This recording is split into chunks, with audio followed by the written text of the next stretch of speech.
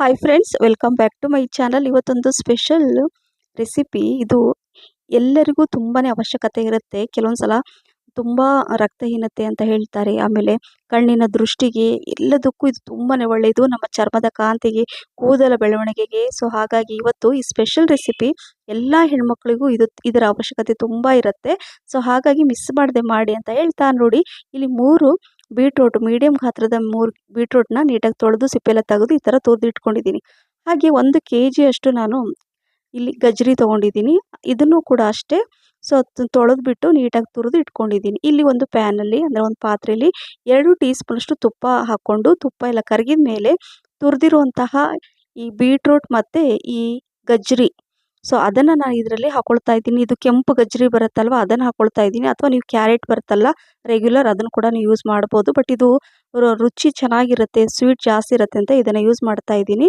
ಇದನ್ನೆಲ್ಲ ನೀಟಾಗಿ ಮಿಕ್ಸ್ ಮಾಡಿಕೊಂಡು ಇಲ್ಲಿ ಒಂದು ಅರ್ಧ ಲೀಟ್ರಷ್ಟು ಹಾಲನ್ನು ಹಾಕೊಳ್ತಾ ಇದ್ದೀನಿ. ಸೊ ಈಗ ಹಾಲು ಹಾಕ್ಕೊಂಡು ಇದನ್ನು ಸ್ವಲ್ಪ ಮಿಕ್ಸ್ ಮಾಡಿಕೊಂಡು ಇದನ್ನು ಒಂದು 5 ರಿಂದ 6 ನಿಮಿಷ ಮೊದಲು ಈ ಥರ ನಾನು ತೋರಿಸಿ ನೋಡಿ, ಈ ಥರ ಮಿಕ್ಸ್ ಮಾಡಿ ಮುಚ್ಚಿಟ್ಬಿಡಬೇಕು.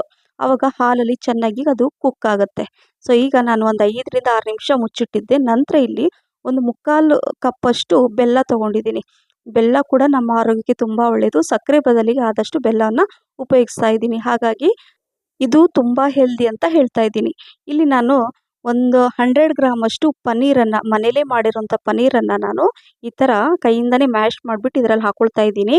ಸೊ ಪನ್ನೀರ್ ಕೂಡ ಹೈ ಪ್ರೋಟೀನನ್ನು ಹೊಂದಿರುತ್ತೆ. ಸೊ ಹಾಗಾಗಿ ಇದು ಸೂಪರ್ ಆದ ಒಂದು ಹೆಲ್ದಿ ರೆಸಿಪಿ ಅಂತ ಹೇಳ್ಬೋದು ಫ್ರೆಂಡ್ಸ್.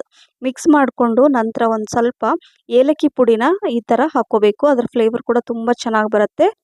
ನೋಡಿ ಈ ರೀತಿಯಾಗಿ ಬರಬೇಕು. ಸೊ ಈಗ ಇಲ್ಲಿ ಸೈಡಲ್ಲಿ ಒಂದು ಪ್ಯಾನಲ್ಲಿ 2 ಟೀ ಸ್ಪೂನಷ್ಟು ಸ್ವಲ್ಪ ತುಪ್ಪ ಹಾಕ್ಕೊಂಡು, ಇಲ್ಲಿ ನಾನು ಬಾದಾಮಿನ ಕಟ್ ಮಾಡಿ ಇಟ್ಕೊಂಡಿದ್ದೆ, ಅದನ್ನು ಈ ಥರ ಸ್ವಲ್ಪ ಕಲರ್ ಚೇಂಜ್ ಆಗೋ ತನಕ ಇದರಲ್ಲಿ ಫ್ರೈ ಮಾಡಿ ಹಾಕ್ಕೊಳ್ತಾ ಇದ್ದೀನಿ. ಅಥವಾ ನೀವು ಬಾದಾಮಿ, ಗೋಡಂಬಿ, ದ್ರಾಕ್ಷಿ, ನಿಮ್ಗೆ ಇಷ್ಟವಾಗುವಂತಹ ಡ್ರೈ ಫ್ರೂಟ್ಸನ್ನು ಕೂಡ ಹಾಕ್ಕೋಬೋದು.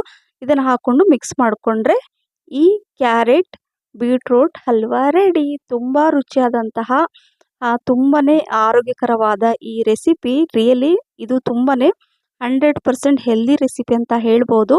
ಇದನ್ನು ನಾನು ಈ ಥರ ಮಾಡಿಬಿಟ್ಟು ದಿನ ಸ್ವಲ್ಪ ಸ್ವಲ್ಪ ಇದನ್ನು ನಾನು ಯೂಸ್ ಮಾಡ್ತೀನಿ ಊಟದ ಜೊತೆ.